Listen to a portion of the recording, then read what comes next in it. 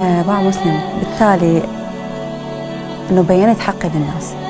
يعني شلون انه انا متهمه بشغله اوكي كلها تعرف هاي الشغله اللي انا اتهمت يعني بيها، فوضحتها للناس انه انا شلون هيجي ويريدون يرجعوا لي. وصلت لك؟ تمام. شنو سبب الرجوع؟ بتحليلك الشخصي. لا مو انت. الطرف الاخر. ليش راد يرجع؟ حب. صدق. حب؟ ايه. زين اذا حب ليش ما رجعتي؟ ما رجعت لان وراها تؤمنين انه اللي يكسر مره يكسر مره ثانيه طبعا. اوف. اي ما اريد اقول فد شيء. اكو فد لمعه صارت بعينك. هي عافيه قبل مو غلس على الموضوع. نغادر على الموضوع؟ نغادر. انتقمتي؟ انتقمت.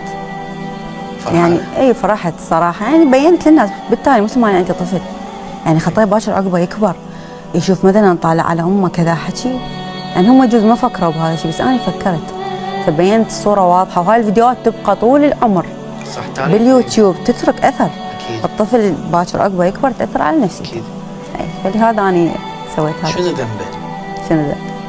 الطفل هو هسه حاليا الطفل بخير كلش مسلم.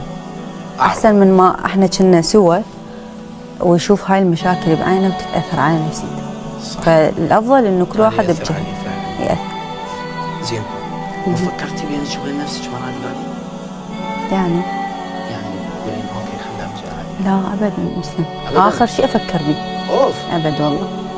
شو التاريخ اللي على ايدك؟ عبوسي. الله يحفظه يا رب. تمام. لو رجع بيك الزمن ل5 سنوات شنو الاشياء اللي راح تغيريها وشنو اللي راح تحذفينه من حياتك؟ ما اغير شيء، كلها يبقى على حطته. ما غير والله ما غير. من شي 5 سنوات؟ ما غير. ترجعين تتزوجين طبيعي عادي لان ذني التجارب يعني سوت نور. اي سوتها. اي مستحيل احذف